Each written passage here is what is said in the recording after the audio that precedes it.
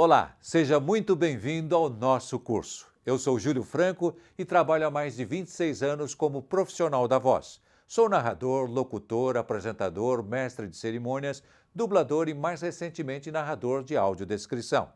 Além de ser professor e mentor em comunicação oral. Vamos falar um pouco sobre o nosso curso. Ele está estruturado da seguinte forma: videoaulas, webinários, textos complementares, atividades e exercícios. O curso é composto por 4 módulos e cada módulo é dividido em 4 semanas. Por exemplo, nessa primeira semana temos as seguintes videoaulas: vídeo de boas-vindas e de abertura, e a aula sobre a importância da boa leitura em voz alta, a qual é complementada pelo texto A Voz e Suas Ferramentas. Além disso, temos o fórum de discussão, ideias e opiniões do uso da voz profissional. Com o uso essencialmente da voz, temos locução noticiarista, locução institucional e locução publicitária, narração de documentários e narração de audiodescrição e também dublagem. Com o uso da voz e imagem, temos apresentação de jornal na TV, apresentação de vídeos, apresentação em público, mestre de cerimônias, palestrante, professor, padre e pastor. Eu gostaria de começar essa primeira aula falando um pouco sobre a audição e sobre a produção da voz. E por quê? Porque é fundamental que você saiba como ocorrem essas duas ações para a evolução do nosso curso. Afinal, para operar bem uma ferramenta ou um equipamento, é importante conhecê-lo muito bem, não é mesmo? O primeiro tópico diz respeito à produção da voz. A voz é produzida na parte inferior da sua garganta, laringe, conforme o ar é expelido pelos pulmões acionados pelo diafragma, passando para as cordas vocais que vibram e produzem o som.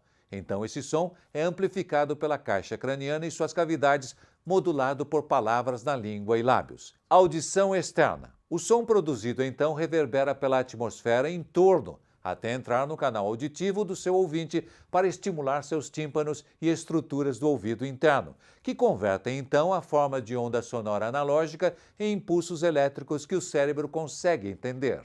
Audição interna. No entanto, o ouvido interno não ouve somente o som de fontes externas. As vibrações que emanam de dentro do seu corpo podem ativar essas estruturas auditivas também. Quando você fala, a rápida vibração das suas cordas vocais faz com que a sua caixa craniana também vibre.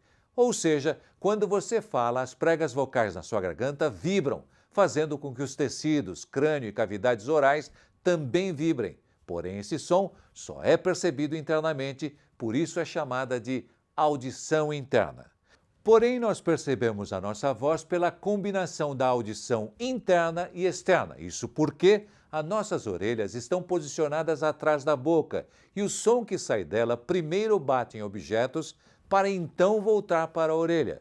Por conta disso, o som que ouvimos da nossa própria voz parece distorcido em relação a como os outros ouvem a nossa voz.